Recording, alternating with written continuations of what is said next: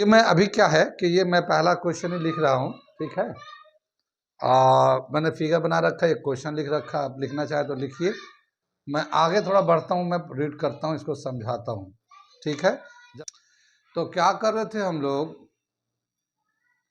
वही जो करते कहते और सुनते चले आ रहे हैं कि जब वक्त होता है तो एहसास नहीं होता, और जब एहसास होता है तो वक्त नहीं होता। मैं साबिर अली और आप देख रहे हैं ILCC अली क्लासेस, जो अलीगढ़ बेस्ड नीट JEE का रेजिडेंशियल कोचिंग क्लास है। साथ ही हम लोग AMU जामिया और दूसरे यूनिवर्सिटी के दूसरी तैयारियां भी कराते हैं हम लोग, जैसे 9th है, 11th diploma BSc nursing, paramedical, CUET और भी बहुत सारी तैयारियां होती है। तो वो लोग जो लोग तैयारी करना चाहते हैं कांटेक्ट कर सकते हैं। ऑनलाइन ऑफलाइन दोनों ही मोड अवेलेबल है। ऑनलाइन में आपको घर बैठे अलीगढ़ के एक्सपीरियंस टीचर से आप पढ़ सकते हैं। आप हमारे वीडियो को देख ही रहे होंगे और समझ ही रहे होंगे कि कैसे लोग क्या क्या पढ़ाते हैं। तो आप अगर अपने घर से ऑनलाइन पढ़ेंगे तो आप अलीगढ़ के टीचर से आप पढ़ रहे होंगे, ठीक है। साथ ही हमारे चैनल को आप सब्सक्राइब कर लें, क्योंकि अलीगढ़ और जामिया और दूसरे यूनिवर्सिटी के जैसे नीट है, JEE है, CUET है, इनके जो इन्फॉर्मेशन आते हैं, जैसे फॉर्म कब आया, लास्ट डेट कब है, और टेस्ट कब हो रहा, पैटर्न क्या चल रहा है, कुछ और दूसरी बातें जैसे रिजल्ट कब आ रहा है, क्या प्रोसेस हो रहा है, अगर ऐसी बातों को समझना चाहते हैं तो आप अब इन सब बातों से अपडेट रहना चाहते हैं तो आप हमारे चैनल को सब्सक्राइब कर लें, ठीक है। हम लोग कर रहे थे physics class 11 laws of motion, friction से। पिछला क्लास में, पिछले प्रीवियस क्लास में हम लोगों ने फ्रिक्शन से रिलेटेड टॉपिक किया, न्यूमेरिकल भी किया था। आज हम लोग थोड़े से न्यूमेरिकल और करते हैं, और बाद में हम तो यहाँ पे टॉपिक वाइज कुछ न्यूमेरिकल कर रहे हैं। जैसे अभी हमने फ्रिक्शन पढ़ाया तो फ्रिक्शन से कुछ अच्छे सवाल है वो करा दे रहे हैं, लेकिन बहुत सारे सवाल पूरे चैप्टर ख़त्म होने के बाद पूरे डिटेल में और भी न्यूमेरिकल उसमें रखेंगे। वो ऐसे न्यूमेरिकल जो कंपटीशन में अक्सर आते रहते हैं, सिर्फ वैल्यू बदलेंगे, बाकी वही आएंगे। तो उसी तरह के क्वेश्चन के सीरीज़ में जो चल रहा था उसमें हमने ये सवाल ये लिखा है। अब मैं ये फिगर दे रखा है, मैं पढ़ता हूँ, समझाता हूँ और फिर करके दिखाता हूँ। अब क्वेश्चन क्या दे रखा है यहाँ पे देखते हैं कि पहले फिगर में देखते हैं कि एक ब्लॉक है, M2 है, A से रिप्रेजेंट कर रहे हैं, ये M1 है।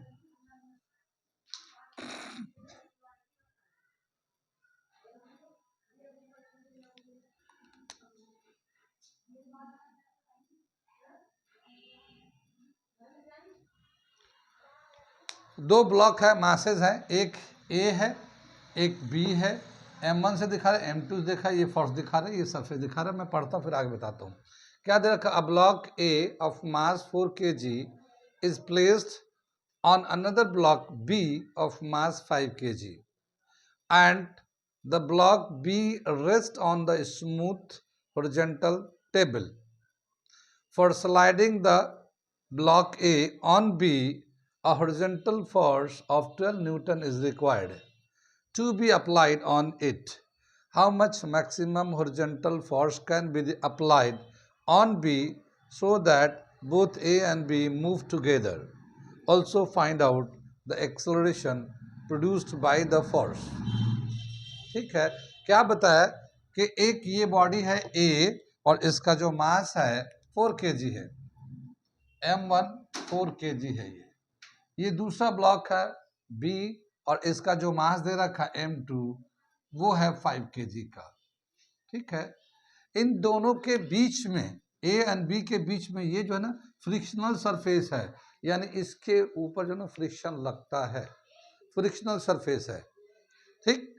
अब अगर हम लोग A को B पे मूव करा, यानी कि जैसे मान लो हम यहाँ से फोर्स लगाते हैं, तो फोर्स अगर इस पे लगाएंगे A पे, तो A जो है ना B पे स्लाइड करेगा। A और B बीच में स्लाइड करेंगे, तो A को B पे स्लाइड करने के लिए हमें 12 न्यूटन के फोर्स की जरूरत होती है। A को B पे स्लाइड कराने के लिए 12 न्यूटन की फोर्स की जरूरत होती है, या यूं कह सकते हैं जो मैक्सिमम फ्रिक्शनल फोर्स लग रहा है A और B के बीच में वो 12 न्यूटन का फोर्स है। मैक्सिमम फ्रिक्शनल फोर्स इन दोनों के बीच में 12 न्यूटन है। अब ये जो नेक्स्ट वाला बॉडी है BM2, ये एक टेबल पे रखा हुआ है, मगर ये जो है ना फ्रिक्शनलेस टेबल है, स्मूथ टेबल है। देखिए यहाँ लिखा है, कहाँ गया, देखिए यहाँ पे the block B rest on the smooth horizontal table, यानी यहाँ पे जो बी और ये जो टेबल है इसके बीच में कोई भी फ्रिक्शन नहीं है, ये स्मूथ टेबल है, यानी इसके बीच में कोई फ्रिक्शन नहीं है, मगर ए और बीच के बीच में फ्रिक्शन है। अब क्या बताया कि इन दोनों बॉडी को अगर एक साथ मूव कराना चाहते हैं, यानी इस पे फोर्स लगाते हैं, तो जब ये जाएगा तो ऊपर वाला बॉडी भी साथ जाएगा, लेकिन कब तक साथ चलेगा, जब तक अप्लाइड फोर्स इसके इन दोनों के फ्रिक्शनल फोर्स के जो बराबर है उससे ज्यादा ना हो, वरना अगर ज्यादा हो जाएगा तो एक बॉडी आगे एक बॉडी पीछे छूट जाएगा, ठीक है ना। तो अगर दोनों साथ साथ चलना चाहते हैं तो कितना मैक्सिमम फोर्स अप्लाई किया जाए इस यहाँ पे बी पे, कि ये दोनों बॉडी एक साथ मूव करे। और जब जितना फोर्स भी लगाएंगे, जब दोनों बॉडी एक साथ मूव करने लगेगा तो इनका कॉमन एक्सेलरेशन कितना होगा। Also find out the acceleration produce by the force. कितनी बात सुन में, सवाल समझ में आ गया। ये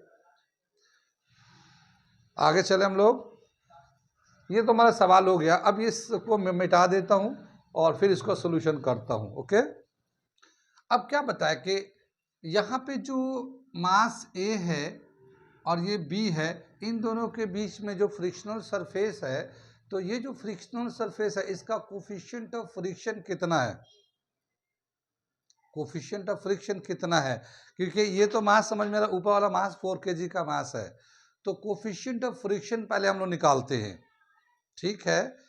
तो इसका कोफिशिएंट ऑफ फ्रिक्शन निकालने के लिए क्या है, जो यहाँ पे इन दोनों के बीच में फोर्स है, फोर्स ऑफ, सॉल्यूशन कर रहे हैं, force of friction, force of friction between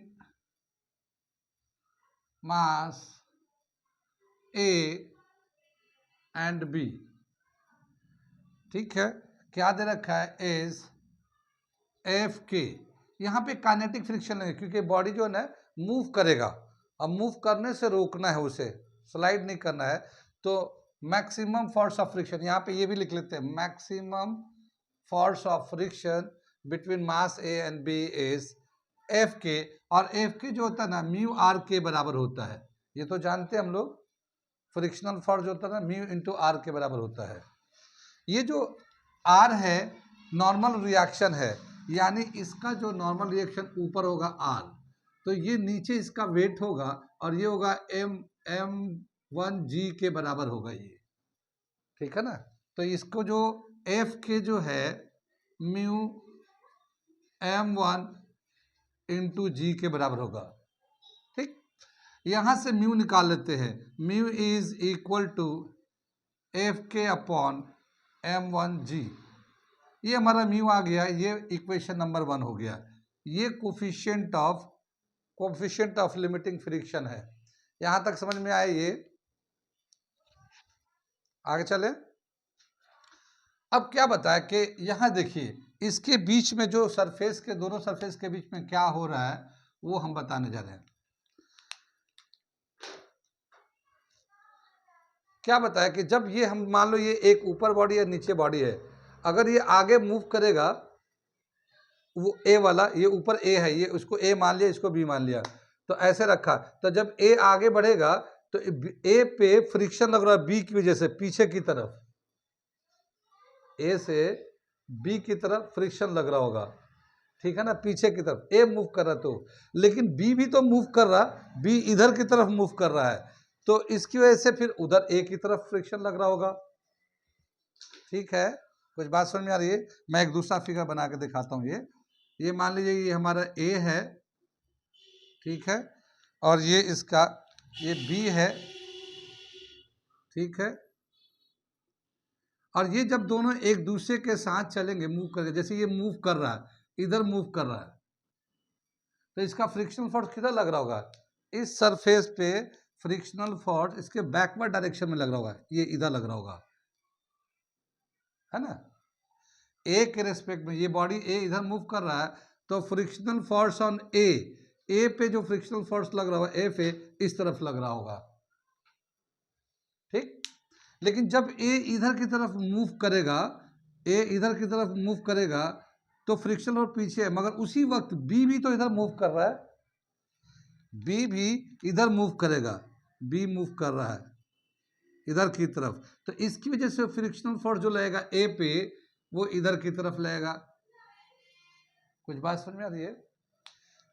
यानी दोनों ही बॉडी फ्रिक्शन लगा रहे हैं, दोनों बॉडी फ्रिक्शन लगा रहे हैं। जैसे ए आगे की तरफ जा रहा है, आगे की तरफ ए मूव करेगा तो फ्रिक्शनल फोर्स उसके पीछे की तरफ लगेगा, ये तो ए पे लग रहा है, ए मूव कर रहा है आगे और फ्रिक्शनल फोर्स ए पे जो लग रहा है वो बी की वजह से लग रहा है, बी की वजह से फ्रिक्शनल फोर्स लग रहा है।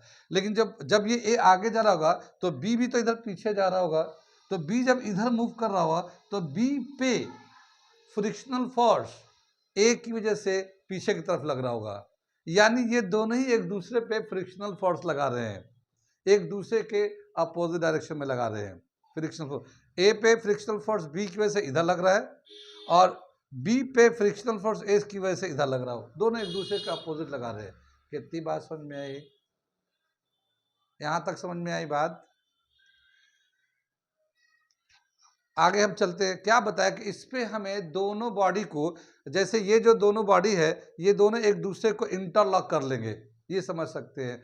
हमने पहले फ्रिक्शन का कंसेप्ट जहाँ पढ़ा रहे थे तो हम बता रहे थे कि फ्रिक्शन क्यों लगता है, तो उसमें हम लोगों ने दो कंसेप्ट बताए थे, एक ओल्ड कंसेप्ट एक न्यू कंसेप्ट। ओल्ड कंसेप्ट में हमने बताया था कि एक सरफेस जो दूसरा सरफेस होता है वो इंटरलॉक हो जाता है, ग्रूव लाइक स्ट्रक्चर, ऊपर नीचे ऐसे स्ट्रक्चर होते हैं और वो एक दूसरे के अंदर फिट हो जाते हैं, लॉक हो जाते हैं, तो अब चलने नहीं देते, तो वही हम लोग फ्रिक्शन कहलाता है। तो चलने नहीं देता आसानी से तो फ्रिक्शन कहलाता है वो।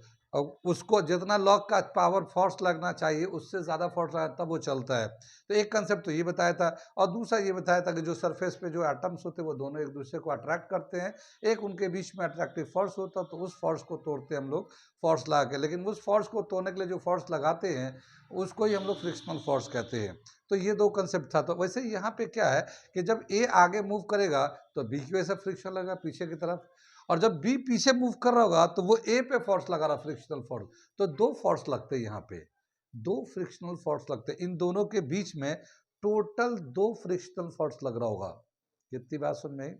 तो अब क्या बताया कि अगर हम इस पूरे बॉडी को दोनों को कंबाइन एक साथ मूव कराए तो मैक्सिमम फोर्स कितना लगा है कि ये दोनों एक साथ रहे। दोनों एक साथ का मतलब ये हुआ कि मान लो अभी हम निकालते हैं, अभी मैं बता रहा हूं, तो दोनों को एक साथ चलने के लिए मैक्सिमम फोर्स कितना लगेगा, तो इन दोनों के बीच में जो फ्रिक्शनल फोर्स लग रहा है, टोटल फ्रिक्शनल फोर्स जितना लग रहा है उसके बराबर हमको लेना पड़ेगा फोर्स, उससे ज्यादा नहीं। यानी इसकी वजह से इस पे जो फ्रिक्शन फोर्स लगा वो, बी की वजह से ए पे जो फ्रिक्शन फोर्स लग रहा है वो, उन दोनों का टोटल कितना होगा उतना हमें फोर्स लगाना पड़ेगा।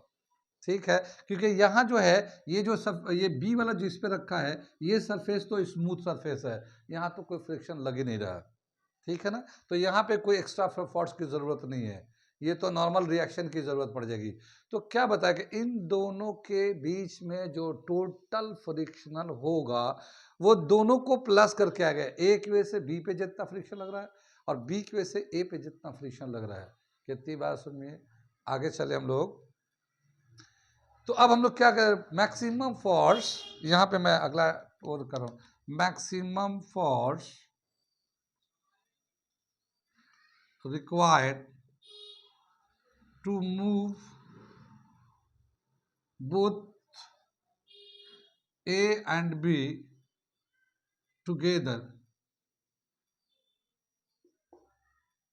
इज, ये जो फोर्स होगा F is equal to mu k mass of A, mass one, यहाँ मास ऑफ ए भी ले सकते हैं, मास वन यहाँ पे देखा रखा, m1g प्लस म्यू के m2g, ये इतना टोटल फोर्स लगेगा।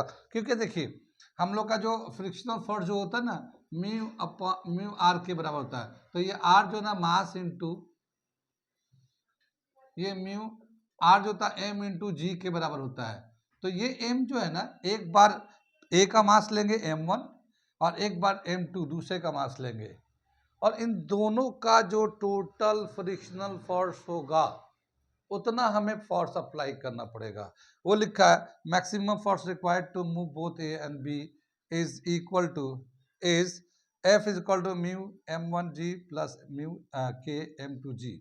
यहाँ पे लिख सकते हैं, एक लाइन में बढ़ा देता हूँ, बल्कि इसको मिटा देता हूँ, एक लाइन बढ़ा देता हूँ मैं, इसको यही लिखना है मगर इसको बढ़ा देता हूँ।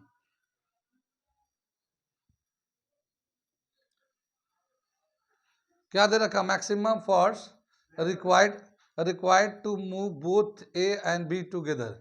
क्या है, maximum force required to move both A and B together is equal to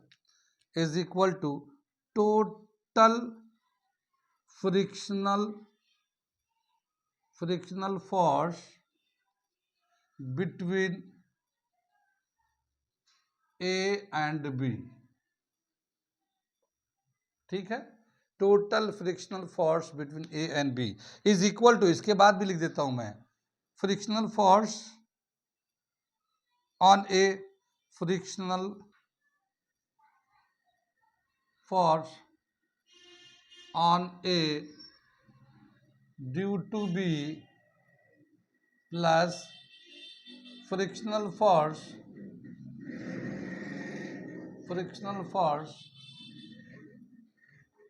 on B due to ए। ये दे रखा हमारा इस तरह से, नोट करिए सर, ये वाली लाइन समझ में आया, maximum force required to move both A and B together is equal to total frictional force between A and B, और कितना है frictional force on A due to B plus frictional force on B due to A. ठीक है, हाँ, इसको दे रखा ये। अब आगे जो दे रखा है इसके बाद हम यहाँ पे जो दे रखा है ये कर रहे हैं, total force is equal to frictional force on A due to B plus frictional force on B due to A, frictional force on B due to A. ठीक है, अब क्या हो गया, म्यू m1g प्लस म्यू, ये mu के लिख सकते हैं, म्यू के प्लस म्यू m2g, ये है ना, ये यहाँ पे g कॉमन है तो g और म्यू कॉमन है तो म्यू g कॉमन निकाल लेते हैं, और ये m1 प्लस m2 ये आ गया हमारा। ठीक है,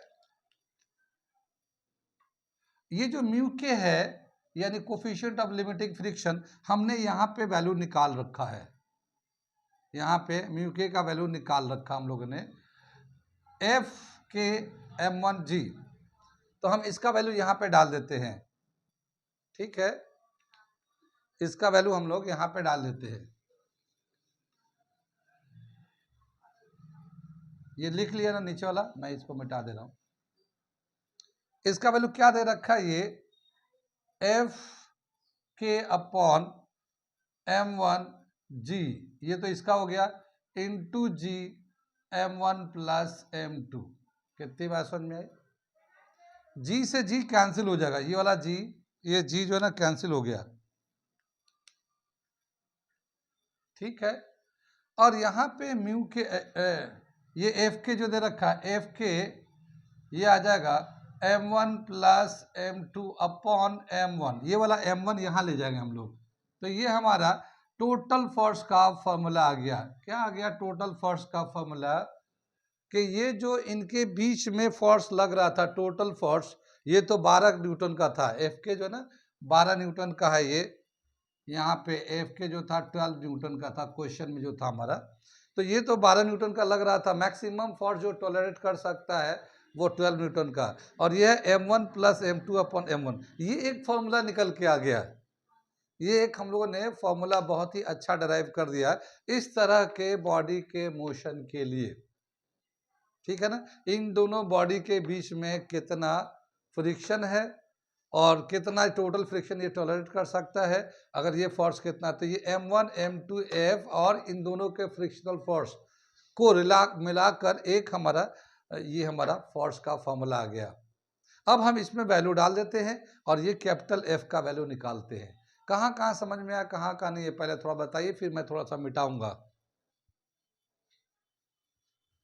अब यहाँ पे जो है ये जो फोर्स वैल्यू फार्मूला निकाल के आया, ये फॉर्मूला आप यहाँ यूज कर सकते हैं।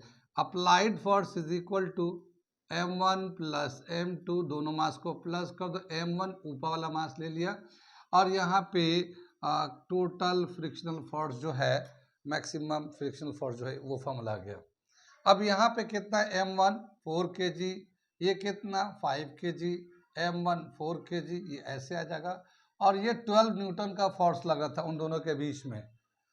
ठीक है, तो ये इससे कैंसिल कर देंगे, ये 3 आ जाएगा, 4 में 5 प्लस करेंगे, 9 इंटू 3 27 न्यूटन। तो ये जो है force is equal to 27 newton का ये आंसर आ गया। क्या मतलब हुआ इसका, पहले मतलब समझ लेते हैं कि अगर मैक्सिमम हम इस पे 27 न्यूटन का फोर्स लगाएं मैक्सिमम, तब तक ये दोनों साथ चलते रहेंगे। 27 से कम लगाएं 25 तब भी साथ रहेंगे, और 25 लगाएं 24 लगाएं तब भी साथ मूव करेंगे। लेकिन अगर 27 से ज़्यादा लगाएंगे ना 28 29, तो पता चला कि ये बॉडी तो आगे जाएगा और ऊपर वाला बॉडी पीछे की तरफ हल्के हल्के स्लाइड करेगा और थोड़ी देर में वो पीछे गिर जाएगा, ये आगे निकल जाएगा, बीच पीछे गिर जाएगा। लेकिन अगर 27 न्यूटन तक अगर लगाते हैं तो दोनों साथ साथ चलेंगे, कहीं छूटेंगे नहीं, कहीं नहीं छूटेंगे, साथ साथ जितना दूर ले जाना चाहे जा सकता है वो। इसका मतलब ये हुआ, ठीक है ना। तो कितना टोटल फोर्स लगा सकते हैं 20, मैक्सिमम फोर्स 27, 20 से कम भी रहेगा, 27 से कम भी रहेगा तब भी वो चलेगा, ठीक है ना, दोनों साथ मूव कर सकते हैं। क्योंकि यहाँ तो स्मूथ सरफेस है ना, तो यहाँ कोई फ्रिक्शनल फोर्स नहीं लगा, तो कम फोर्स भी लगाया, मान लो 25 लगा लिया, 24 लगा, तब भी मूव करेगा साथ साथ। मगर मैक्सिमम कितना लगाएं कि दोनों साथ रहें, 27 तक मैक्सिमम लगेगा, उसके बाद साथ नहीं रहेंगे, अलग अलग सेपरेशन होने लगेगा। कितनी बात सुन में, इसका मतलब ये हुआ। आगे चले, ये जो फॉर्मूला है, ये वाला फॉर्मूला इस तरह के सवाल के लिए याद रखिएगा, ऑब्जेक्टिव करने के लिए। आगे चलते हैं हम लोग। अब इसमें एक लास्ट पार्ट में ये भी पूछा था कि एक्सेलरेशन बताइए कि कितना एक्सेलरेशन होगा अगर दोनों बॉडी अगर उस तरह मैक्सिमम फोर्स पे मूव कर रहे हैं एक साथ, तो उस वक्त एक्सेलरेशन कितना होगा। तो हम लोग एक्सेलरेशन का फॉर्मूला तो जानते हैं, force is equal to mass into acceleration. Mass, total mass कितना m1 m2 अपॉन एक्सेलरेशन, ये आ जाएगा, ठीक है ना। तो ये जो एक्सेलरेशन है a is equal to F upon m1 plus m2। तो यहाँ पे फोर्स कितना है टोटल 27 न्यूटन है, और ये 4 प्लस 5 27 9 3। तो जो एक्सेलरेशन होगा वो 3 मीटर पर सेकंड स्क्वायर एक्सेलरेशन होगा, ये वाला। तो ये हो गया एक पहला क्वेश्चन। उसके बाद देखते हैं अगला क्वेश्चन। ये अगला क्वेश्चन हम लोग करने जा रहे हैं, और मैं पहले पढ़ता हूँ फिर समझाता हूँ फिर इसको करके दिखाता हूँ। क्या है, in the figure mass A and B are 10 kg and 5 kg। ये वाला मास जो है ए, ये तो 10 kg का है, और बी जो है 5 kg का, M2 से दिखा रहे हैं। Calculate the minimum mass of C, ये सी है रेड वाला, सी विच में stop A from sliding, coefficient of static friction between A and table is 0.2। क्या मतलब हुआ इसको, क्या बताया कि ये एक मास था, पहले मैं इसको मिटा दे रहा हूं यहाँ पे, ठीक है ना। ये एक मास था m1, एक दूसरा मास था m2, और इस वाले m2 पे ग्रेविटेशनल फोर्स लगेगा कितना, m2g, इतना फोर्स लगेगा। तो जब डाउनवर्ड पुलिंग होगा तो ये बॉडी आगे की तरफ मूव करने लगेगा, ठीक है, आगे की तरफ मूव करेगा, ये कॉमन टेंशन है। जब ये मूव करेगा तो हम ये चाह रहे कि एक ऐसा मास, मिनिमम कितना मास इसके ऊपर रख दिया जाए कि ये अब आगे न जाए, रुक जाए। मिनिमम मास इस ए पे रखा जाए ताकि ये बॉडी ए मूव ना करे, इस रेस्ट में आ जाए। पहले तो ये मूव कर रहा था, अब रेस्ट में आ जाए। तो वो मिनिमम मास वैल्यू कितना होना चाहिए। तो ये हम लोग, ये सी हम लोगों ने ऐसे बनाया था, ये मिनिमम मास सी का, ये बॉडी सी है, मास m है इसका, तो ये मिनिमम मास कितना होना चाहिए कि अगर उसको a पे रख दें तो ये रुक जाएगा, बिल्कुल स्टॉप हो जाएगा, सिस्टम स्टेशनरी हो जाएगा। ये सवाल दे रखा है, इसका मास निकालना m। कितनी बात समझ में? अब हम लोग सोल्यूशन करते हैं, इसका सोल्यूशन करते हैं। क्या दे रखा है ये, जब ये पूरा system, whole system rest condition में है तो जाहिर है इधर से जो फोर्स लग रहा होगा, डाउनवर्ड ग्रेविटेशनल फोर्स जो लग रहा होगा, इसके टोटल फोर्स के बराबर होगा। ये जो टेंशन लग रहा है, जैसे यहाँ से m2g नीचे डाउनवर्ड फोर्स लग रहा है, ऊपर ये टेंशन लग रहा होगा, ये रेस्ट में है तो इसमें कोई एक्सेलरेशन नहीं होगा। जितना टेंशन यहाँ होगा वही टेंशन यहाँ चला जाएगा। इस टेंशन की यानी कि ये फोर्स की वजह से ये पूरे बॉडी पे खिंचाव आएगा, ठीक है ना। तो ये मूव नहीं करेगा क्योंकि टेंशन और इसका जो टोटल फोर्स है, फ्रिक्शनल फोर्स मिलाकर, वो दोनों बराबर हो जाता है, तभी तो रेस्ट में है। यानी सामने से जो खींच रहा फोर्स, वो फोर्स, और जो पीछे की तरफ फ्रिक्शनल फोर्स लग रहा है, वो फोर्स, दोनों बराबर है तो रुका हुआ है, ठीक है।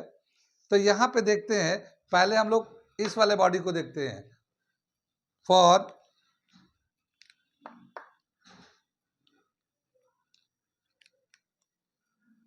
द होल सिस्टम इज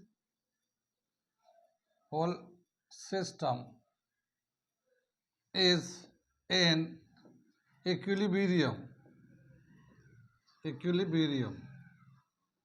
पूरा सिस्टम जो है ना इक्विलिब्रियम में है, ठीक है। नाउ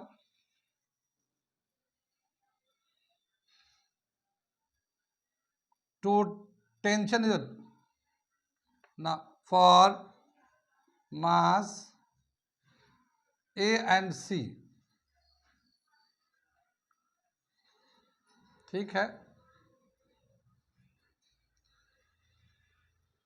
क्या हो जाएगा, फ्रिक्शनल फोर्स, ये जो है ना फ्रिक्शनल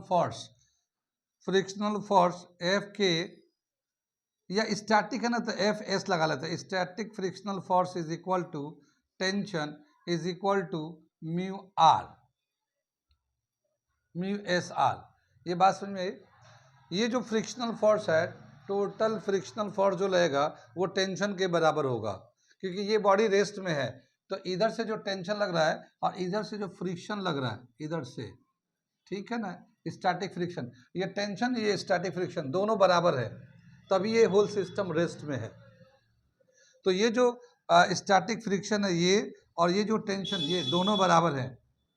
स्टैटिक फ्रिक्शन का जो फॉर्मूला था म्यू एस आर के बराबर होगा, ठीक है।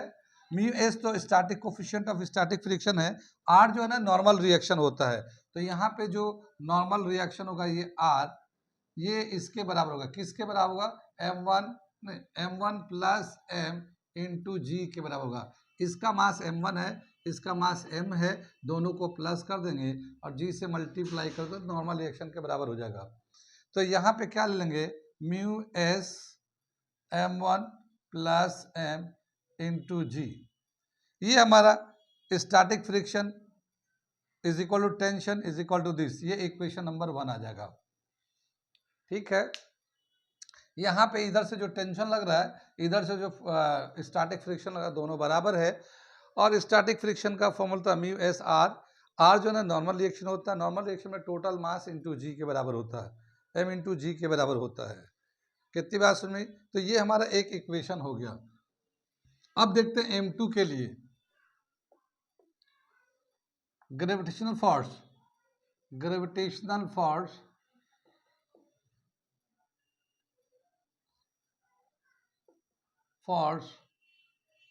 इज इक्वल टू हम टेंशन, ठीक है ना। यहाँ पे ये जो ग्रेविटेशनल फोर्स होगा ये टेंशन के बराबर होगा, क्योंकि ये भी बॉडी रेस्ट में है, ये भी बॉडी रेस्ट में है। तो ये हमारा m2g जितना नीचे फोर्स लग रहा होगा उतना ही टेंशन लग रहा होगा, तो दोनों बराबर हो जाते हैं, अपोजिट हो जाते हैं, तो बॉडी रेस्ट में आ जाता है। तो यहाँ पे जो टेंशन है वो ग्रेविटेशनल फोर्स के बराबर, तो ये m2g के बराबर हो गया। ये जो टेंशन है ये m2g के बराबर है, और यही टेंशन इधर ट्रांसफर होके जाता है, तो ये दोनों टेंशन जो है ना बराबर है। तो from equation 1 and 2, from equation 1 and 2 we get क्या मिलेगा हमें, m1 म्यू एस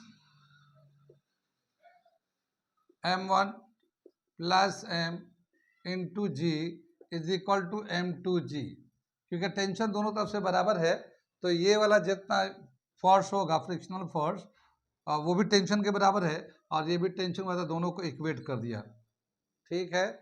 और जी से जी हम लोगों ने कैंसिल कर दिया। कितनी बात सुन में।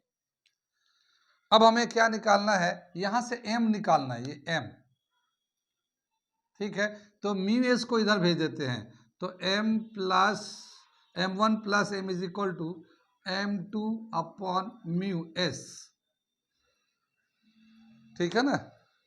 और ये जो है m को रोक कर, यहाँ पे m को रोक कर ये m1 को उधर भेज देते हैं, तो m is equal to m2 mu s minus m1, ये हमारा फॉर्मूला आ जाएगा, कितना मास उस पर रखे कि वो रेस्ट में आ जाए।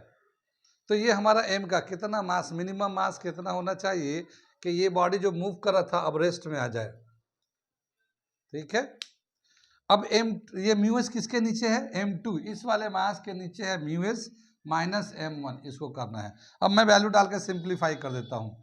m2 का वैल्यू कितना है 5 kg, इसमें क्वेश्चन में जो था ना m1 जो था 10 kg का था, क्वेश्चन में दे रखा था, m2 जो ना 5 kg का है, ठीक है ना, क्वेश्चन में है। तो m2 तो 5 kg का है, ये लिख दिया यहाँ पे। Mu x coefficient of static friction 0.2 था, और ये m1 जो है 10 है, इसके नीचे 1 लिख सकते हैं। कितनी बात सुन में।